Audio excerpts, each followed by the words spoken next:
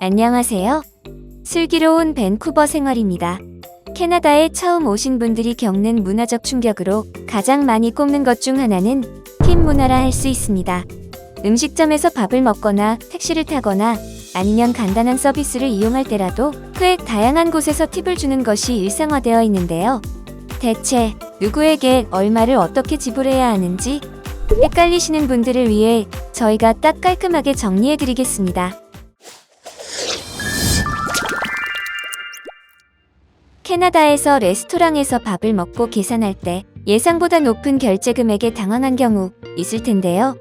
메뉴판엔 분명 $10 이렇게 적혀 있었지만 나중에 청구되는 금액은 여기에 세금 따로 또 팁 따르기 때문입니다.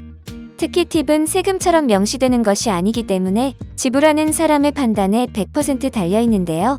다른 사람들보다 너무 적게 낼 수도 없지만 또 과하게 내기에 꺼려지는 팁. 과연 어느 정도가 적정 수준일까요? 일반적으로 총 청구 금액의 15%에서 20% 정도를 팁으로 주는 것이 문화라고 이해하면 됩니다.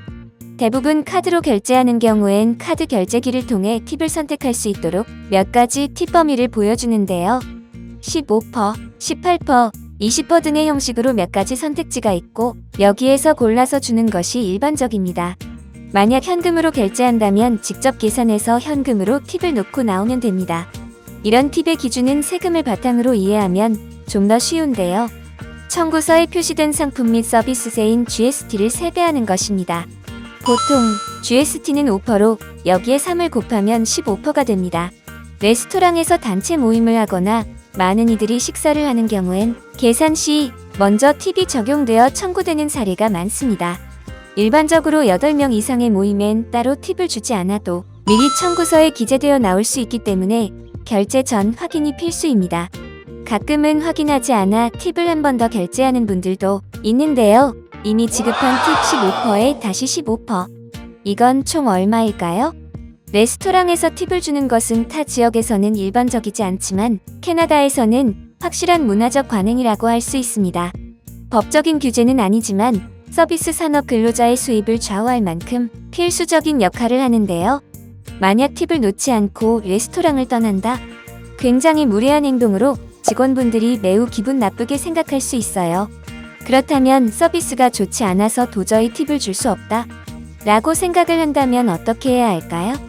실제 이렇게 생각하는 분들도 많이 있는데요.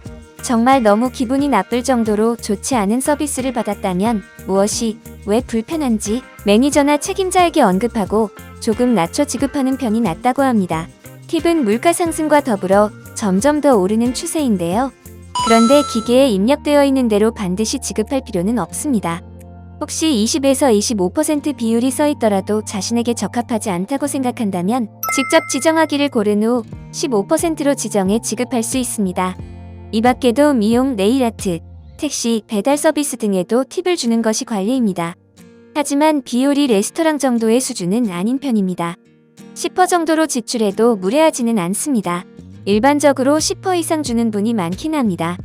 하지만 의사치료나 서비스와 관련한 일에 팁을 주는 것은 적절하지 않은데요. 윤리적으로 문제가 될 수 있고 뇌물로 여겨질 수도 있습니다.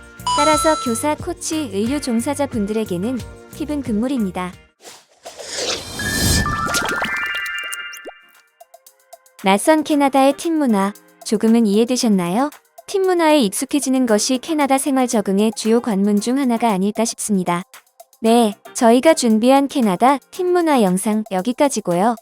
이번 영상 도움이 되셨다면 구독, 좋아요, 알람 설정 부탁드립니다. 지금까지 슬기로운 밴쿠버 생활이었습니다. 감사합니다.